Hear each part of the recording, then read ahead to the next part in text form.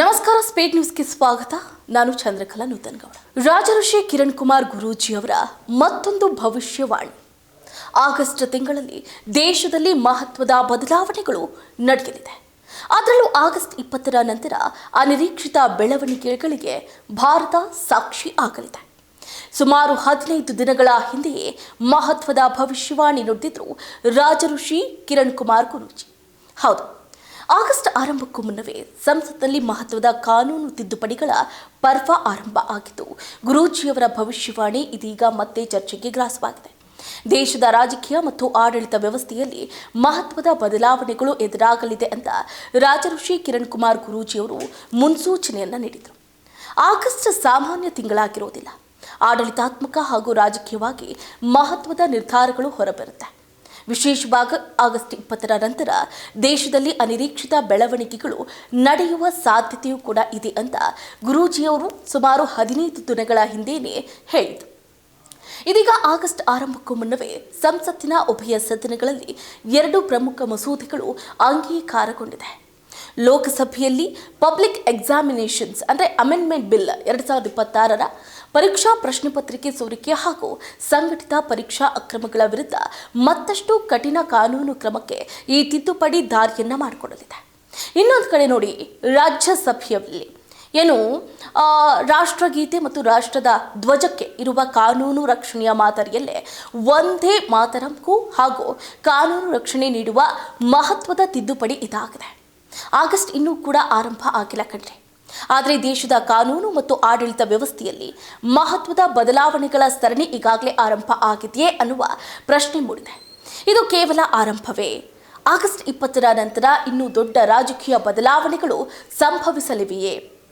ದೇಶದ ರಾಜಕೀಯ ಸಮೀಕರಣಗಳಲ್ಲಿ ಅನಿರೀಕ್ಷಿತ ತಿರುವು ಕಾಣಿಸಲಿದೆಯೇ?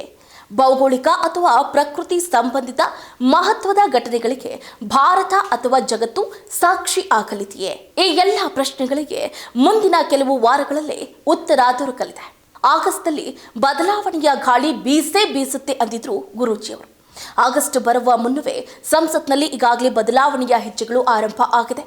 ಆದರೆ ಅಸಲಿ ಬದಲಾವಣೆ ಆಗಸ್ಟ್ 20ರ ನಂತರನ? ದೇಶದ ರಾಜಕೀಯದಲ್ಲಿ ಏನಾಗುತ್ತೆ? ಯಾವ ಮಹತ್ವದ ನಿರ್ಧಾರಗಳು ಹೊರ ಬೀಳುತ್ತೆ? ರಾಜಋಷಿ ಗುರೂಜಿಯವರ ಭವಿಷ್ಯವಾಣಿಯ ಮುಂದಿನ ಭಾಗ ನಿಜವಾಗೇ ಆಗುತ್ತೆ. ಹಾಗಾಗಿ ಅವರ ಮಾತಿನ ಮೇಲೆ ಇಡೀ ದೇಶದ ಚಿತ್ತ ಈಗ ಆಗಸ್ಟ್ 20ರತ್ತ ಇರುವಂಥದ್ದು.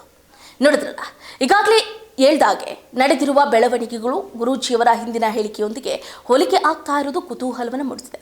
ಆದರೆ ಆಗಸ್ಟ್ 20ರ ನಂತರ ನಡೆಯಲಿದೆ ಎನ್ನಲಾದ ರಾಜಕೀಯ, ಆಡಳಿತಾತ್ಮಕ ಮತ್ತು ಭೌಗೋಳಿಕ ಬದಲಾವಣೆಗಳು ಯಾವ ಸ್ವರೂಪ ಪಡೆಯಲಿದೆ ಅನ್ನೋದನ್ನ ಕಾದು ನೋಡಬೇಕಾಗಿದೆ.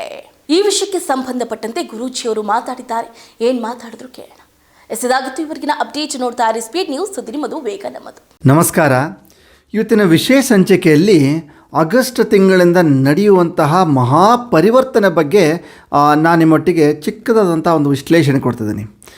ಮೊದಲು ಹೇಳ್ತೀನಿ, ಡೇಟು ಆಗಸ್ಟ್ 20. ನೆನ್ಪಿಟ್ಕೊಳ್ಳಿ, ಇದೇ ವರ್ಷ ಆಗಸ್ಟ್ 20ರಿಂದ ಮಹತ್ತರವಾದಂಥ ಬದಲಾವಣೆ ಆಗುತ್ತೆ. ಇದೇ ಥರವಾದಂಥ ಪ್ರಿಡಿಕ್ಷನ್ನ ನಾನು ಈ ಹಿಂದೆ 1 ವರ್ಷದಿಂದ ನಾನು ಘಾಟಿ ಸುಬ್ರಹ್ಮಣ್ಯಲ್ಲಿ ಕೊಟ್ಟಿದ್ದೆ. ಬರಲಿ ದಿನಗಳಲ್ಲಿ ಹೊಸ ಮುಖಗಳು ಬರ್ತವೆ, ಹೊಸ ಅಲೆಗಳೇ ಬರ್ತವೆ, ರಾಜಕೀಯದಲ್ಲಿ ಮಹತ್ತರ ಬದಲಾವಣೆ ಆಗುತ್ತೆ ಅಂತ ಹೇಳಿದ್ದೆ. ಸೊ ಅದೇ ಥರನಾದಂತಹ ಒಂದು ಸಿಚುವೇಶನ್ನು, ಆ ಒಂದು ಯೋಗ ಇದೇ ಆಗಸ್ಟ್ 20ಕ್ಕೆ ಸೇರ್ತಾ ಇದೆ. ಸೊ ಇದೇ ಆಗಸ್ಟ್ 20 ನಂತರ ಹೊಸ ಮುಖಗಳು ಬರ್ತವೆ, ಹಳೆ ಮುಖಗಳು ಹೋಗ್ತವೆ. ಇವಾಗ ಏನು ಟ್ರೆಂಡಿಂಗ್ ಅಂತ ಇದೆಯೋ ಆವಾಗ ಅದೆಲ್ಲ ಫೇಡಿಂಗ್ ಆಗಿಬಿಡುತ್ತೆ.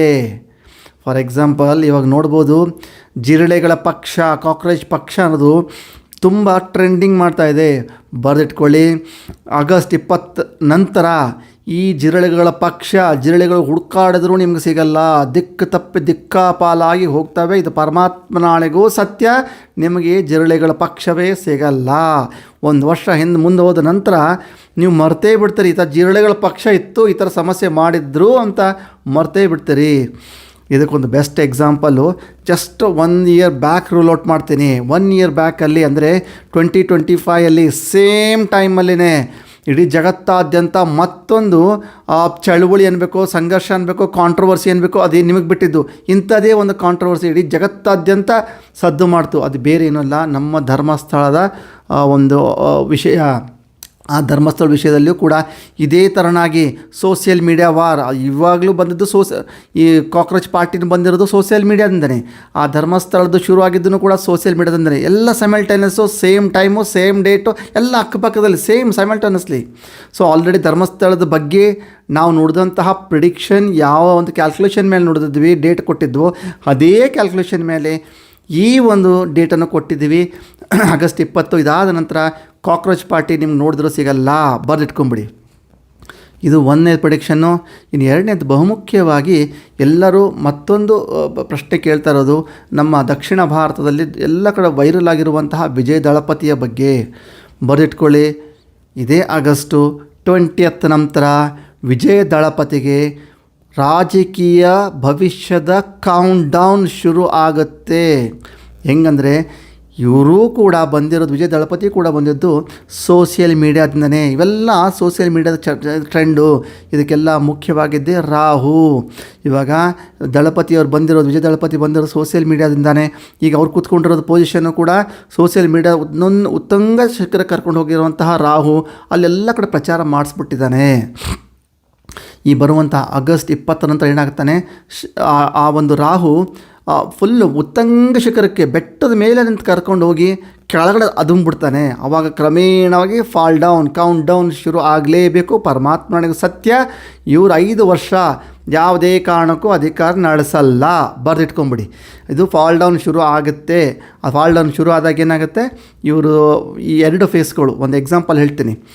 ವಿಜಯ್ ದಳಪತಿ ಮಾಡಿರೋದು ಒಂದು ಕೆಲಸ ಆದರೆ ಅದು ಹೇಳ್ತಾ ಇರೋದು ಬೇರೆ ಒಂದು ಕೆಲಸ ಹೇಳ್ತಿದ್ದಾರೆ. ಫಾರ್ ಎಕ್ಸಾಂಪಲ್, ಇವಾಗ ಒಂದು ಸೋಷಿಯಲ್ ಮೀಡಿಯಾದ ಟ್ರೆಂಡ್ ಬಂತು, ನ್ಯೂಸ್ ಬಂದ್ಬಿಡ್ತು. ಯಾವ ಥರ ಅಂದರೆ ವಿಜಯ್ ದಳಪತಿಯವರು ಒಂದು ದೇವಸ್ಥಾನದ ಹುಂಡಿ ದುಡ್ಡನ್ನು ದೇವಸ್ಥಾನಕ್ಕೆ ಬಳಸಬೇಕು ಅಂತ ಮಾಡಿದ್ದಾರೆ ಅಂತ ಹೇಳ್ಕೊಂಡು ಹೋದರು.